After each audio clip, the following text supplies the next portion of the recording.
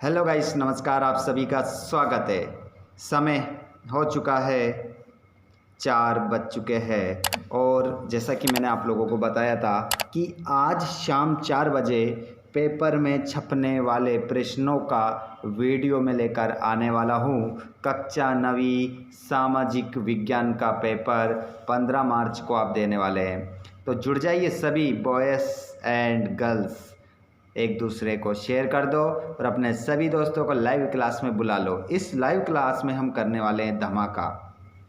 हमारे सभी चुलबुले नन्हे मुन्ने सभी जुड़ जाइए। और आज रात 8 बजे, ठीक है, आज रात 8 बजे लाइव क्लास एक और होगी। आज रात 8 बजे क्लास होगी, उस क्लास को सभी को ज्वाइन करना है। अभी कोई बच्चा ये ना बोले मेरा नाम लो मेरा नाम लो, सभी का नाम जो लिया जाएगा वो रात की 8 बजे वाली क्लास में लिया जाएगा। तो सभी स्टूडेंट्स जुड़ जाइए उस क्लास में, अपने सभी दोस्तों को शेयर कर दीजिए। तो यहाँ पर स्टूडेंट्स हम स्टार्ट करते हैं पहले प्रश्न से। उससे पहले सभी वीडियो को लाइक कर दो, शेयर कर दो अपने सभी दोस्तों को, और अधिक से अधिक सामाजिक विज्ञान के पेपर के लिए हमारे दोस्त इस क्लास में जुड़ना चाहिए। ये वीडियो होने वाला है आप लोगों के लिए बहुत ही खास, बहुत ही महत्वपूर्ण है। उठा लीजिए अपने हाथ में कॉपी और पेन और नोट कर लो इन प्रश्नों को। चलिए तो स्टार्ट करते हैं हम पहले प्रश्न से। पहला प्रश्न आपकी स्क्रीन पर आ चुका है। यहाँ पर सही विकल्प का चयन करके लिखिए। तो क्वेश्चन नंबर पहला है, कर्क रेखा निम्न में से किस राज्य से होकर गुजरती है? तो यहाँ पर आपका कर्क रेखा निम्न में से किस राज्य से होकर गुजरती है? तो आपका आंसर हो जाएगा मध्य प्रदेश। अगला प्रश्न है, भारत का सबसे पूर्वी देशांतर कौन सा है? तो यहाँ पर आपका जो आंसर होगा वो होगा 97 डिग्री 25 पूर्व पश्चिम। ठीक है, इस प्रकार से आपको आंसर लगाना है। अगला प्रश्न है, अगला प्रश्न आप देखेंगे बच्चों, प्रश्न क्रमांक आपका यहाँ पर थोड़ा सा देखिए, मिस प्रिंट हुआ। क्वेश्चन नंबर आपका पहला होगा, इसमें एक जैसे है ना, सेम, इस कारण से पूर्व होगा। ठीक है, यहाँ पर ध्यान नहीं दिया मैंने, एक जैसे सेम, कोई अंतर नहीं है, लेकिन यहाँ पर पूर्व है और यहाँ पर पश्चिम था, तो छोड़िए उसको। पहला आंसर अपना राइट हो जाएगा। क्वेश्चन नंबर तीसरा, पश्चिमी बंगाल, असम, मेघालय, त्रिपुरा और मिजोरम की सीमाएं किस देश को स्पर्श करती है? तो इसमें आपका आंसर हो जाएगा बच्चों बांग्लादेश। अगला क्वेश्चन, संसार में क्षेत्रफल की दृष्टि से भारत का स्थान है? तो यहाँ पर चौथे का जो आंसर हो जाएगा वो हो जाएगा 7वां। और जनसंख्या की दृष्टि से भारत का जो स्थान है कौन सा है? दूसरा। ठीक है, सभी को पता होगा। अगला क्वेश्चन, भारतीय भूखंड एशिया महाद्वीप के क्षेत्र में स्थित है? तो इसका जो आंसर हो जाएगा बच्चों, प्रश्न नंबर 5 का जो उत्तर होगा वो होगा आपका दक्षिण में। अगला प्रश्न देखेंगे रिक्त स्थान के रूप में। सभी क्वेश्चन नोट कर लेना, नहीं तो फिर पछताओगे। यही से ही क्वेश्चन पेपर पूरा बनकर आएगा। क्वेश्चन नंबर पहला, भारत गोलार्ध में स्थित है? तो यहाँ पर क्या हो जाएगा आपका, खालिस्तान में उत्तरी गोलार्ध में भारत क्या है, स्थित है। और कर्क रेखा भारत को भागों में बांटती है? तो आंसर क्या हो जाएगा, 2 भागों में। अगला प्रश्न, क्षेत्रफल की दृष्टि से भारत से अधिक क्षेत्रफल देशों का है? तो यहाँ पर आपका आंसर होगा 6 देशों का। ठीक है। अगला प्रश्न है, हिमालय पर्वत है? तो देखिए, हिमालय जो पर्वत है वो नवीन वलित पर्वत है। ठीक है, नवीन वलित का मतलब होता है हिमालय में नित नए परिवर्तन होते रहते हैं, है ना, उसकी लंबाई, ऊंचाई, चौड़ाई बढ़ती रहती है। अगला प्रश्न है, भारत में राज्य और केंद्र शासित प्रदेश है?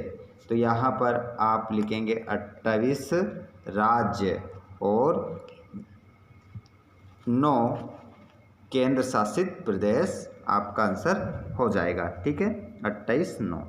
अगला क्वेश्चन देखेंगे आप, एक शब्द में उत्तर देना है, तो एक शब्द में उत्तर देंगे बच्चों। आइए देखिए, पहला प्रश्न है, सभी बच्चे कमेंट करते रहें। और रात 8 बजे वाली क्लास को जो बच्चे हमारे बाद में आ रहे हैं वो भूले नहीं, जो इस क्लास में जुड़ रहे हैं वो भूले नहीं बिल्कुल भी। और आपको क्या करना है, रात 8 बजे की क्लास में आप सभी से पूछा जाएगा आप कहाँ से हैं, आपका सभी का नाम भी लिया जाएगा, चिंता ना करें, अभी पढ़ लीजिए।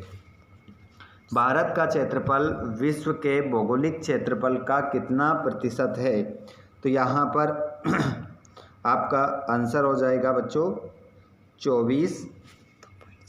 2.4, ठीक है, 2.4 आपका यहाँ पर आंसर हो जाएगा। अगला क्वेश्चन है, भारत की स्थलीय सीमा की लंबाई लिखिए। तो इसमें आप लिखोगे बच्चों 15,200 किलोमीटर, ठीक है, 15,200 किलोमीटर। ओके। अगला क्वेश्चन, भारत की समुद्री सीमा की लंबाई लिखिए।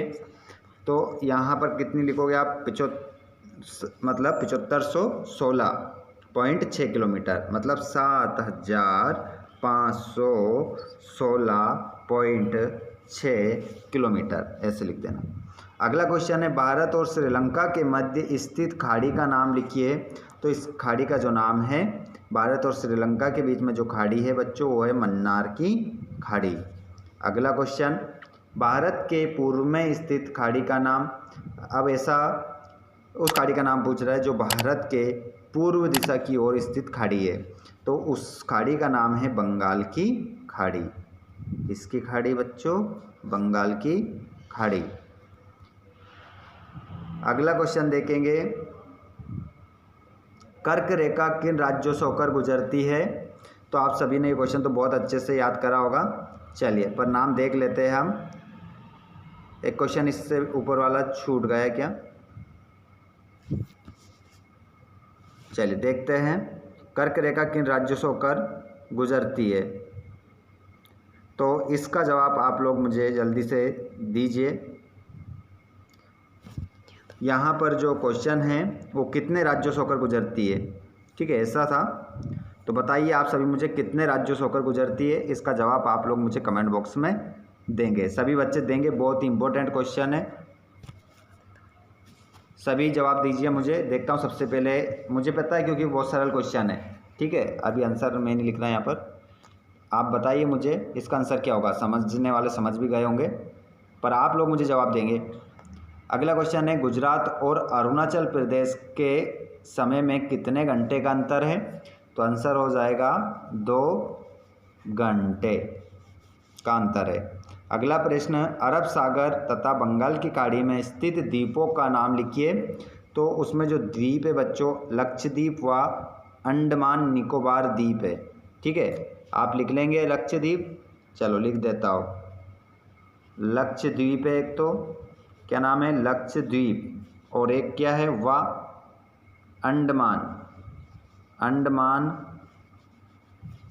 निकोबार, निकोबार यहाँ लिख देता हूँ, निकोबार, ठीक है, ऐसे लिख लेना निकोबार, ये द्वीप समूह है। अगला क्वेश्चन देखेंगे हम सत्यापत्ति के रूप में। तो यहाँ पर देखिए सत्यापत्ति के रूप में ये वीडियो आप लोगों के लिए बहुत ही ज़बरदस्त होने वाला है। यहाँ से ऑब्जेक्टिव आपको देखने को मिलने वाले हैं।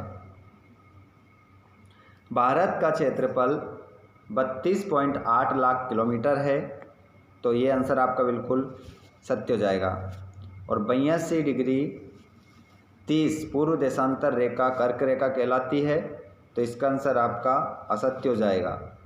स्वेज नहर के खुलने से भारत और यूरोप के बीच की दूरी कम हुई है, तो इसका आंसर भी सत्य हो जाएगा।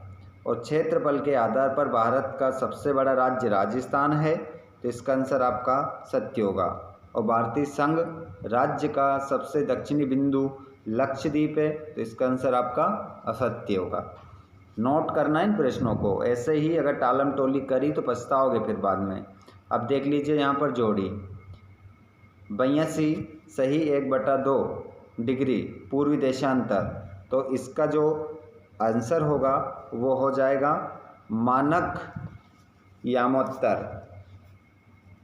याम्योत्तर। अगला स्वेज नहर, स्वेज नहर को आप मिलाओगे 1869 से, ठीक है। अगला है अंडमान निकोबार द्वीप समूह, बंगाल की खाड़ी। लक्षद्वीप को किससे मिलाओगे? इसको आप मिलाओगे अरब सागर। और भारत की उत्तरी पश्चिमी सीमा, इसको आप मिलाओगे पाकिस्तान। और भारत की उत्तरी सीमा को आप मिलाओगे नेपाल, चीन और भूटान से लगी हुई है। ठीक है, चलिए आगे हम बात करेंगे। इस क्वेश्चन में से, इस अध्याय से आपके मानचित्र में कुछ जगह आएंगी। इन जगहों को आप एक बार पढ़ लेना। ये जो जगह दिखा रहा हूँ मैं आपको, यहाँ पर देखिए कर्क रेखा कहाँ पर है, मुंबई कहाँ पर है, बंगाल की खाड़ी कहाँ पर है, निकोबार द्वीप समूह कहाँ पर है, गोवा कहाँ पड़ता है, क्योंकि 4 नंबर का मानचित्र आएगा। ठीक है बच्चों, तो ये जगह आपको चित्र में आना चाहिए। छोटा नागपुर का पठार कहाँ है, कच्छ की खाड़ी कहाँ है, ये देखिए, ये सब पता होना चाहिए जगह आपको, अगर मानचित्र के 4 नंबर आपको पक्के करने हैं तो। ठीक है, तो आज का जो हमारा ये वीडियो था, आज की जो लाइव क्लास थी, बस इतनी ही। रात 8 बजे मिलेंगे हम लाइव क्लास में। ठीक है, सभी चर्चाएं करेंगे परीक्षा के ऊपर। परीक्षा पर क्या होगी? चर्चा होगी। वार्षिक पेपर पर क्या होगी बच्चों? चर्चा। परीक्षा 2024 MP वार्षिक पेपर, MP परीक्षा पर क्या होगी? चर्चा। है ना, चर्चा करेंगे। कितने बजे करेंगे? 8 बजे। सभी जुड़ जाइएगा 8 बजे रात को। ओके बच्चों, तो जल्दी से इस वीडियो को अपने सभी दोस्तों तक फैला दो, शेयर कर दो। और जिन जिन बच्चों को वीडियो पसंद आ गया हो तो लाइक कर दो, शेयर कर दो और चैनल को सब्सक्राइब कर लो, ताकि 8 बजे वाला वीडियो लाइव क्लास आपको नोटिफिकेशन मिले या ना मिले, 8 बजे बराबर आ जाना। मैं स्टार्ट कर दूँगा 8 बजे।